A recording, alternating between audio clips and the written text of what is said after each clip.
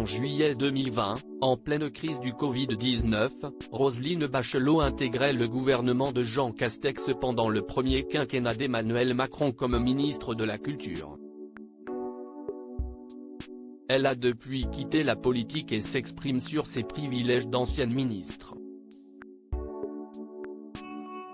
Elle avait juré qu'elle ne referait plus de politique, et pourtant, en juillet 2020, Roselyne Bachelot, ancienne ministre de la Santé sous Nicolas Sarkozy, depuis devenue chroniqueuse à la télévision et à la radio, est nommée ministre de la Culture du gouvernement de Jean Castex.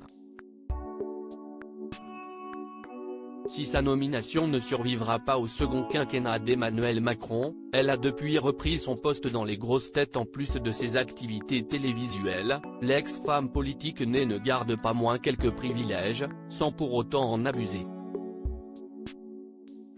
J'ai la chance dans ma vie d'avoir un vrai métier, explique Roselyne Bachelot dans le podcast de Chavannes cherche copain, porté par Christophe de Chavannes, actuellement chroniqueur dans Quelle époque.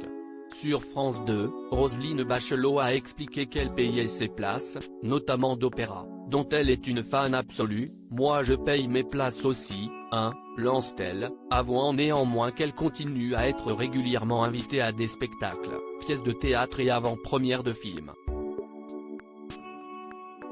L'ancienne femme politique explique également bien gagner sa vie et d'avoir comme une grande gagné de l'argent toute seule. « J'ai la chance dans ma vie d'avoir un vrai métier », confesse celle qui dispose d'un diplôme de médecin en pharmacie. « Moi, j'ai commencé à gagner ma vie en rentrant dans une entreprise alors que j'avais 20 ans, et j'ai commencé mes études j'en avais 30, donc si est un choix d'adulte que j'ai fait. » Roselyne Bachelot trouve Emmanuel Macron trop différent depuis qu'elle n'est plus au gouvernement. Roselyne Bachelot a donc repris ses anciennes activités dans le milieu des médias, tout en conservant néanmoins de fins avis politiques. Lorsque Christophe de Chavannes lui demande pourquoi Emmanuel Macron fait tant polémique ces derniers mois, notamment après le passage en force de la réforme des retraites, elle a une explication toute trouvée: Emmanuel Macron est trop beau, trop intelligent, trop différent, réfutant l'idée qu'il serait trop éloigné des gens normaux. Nul doute qu'il appréciera le soutien dans cette période de tempête politique.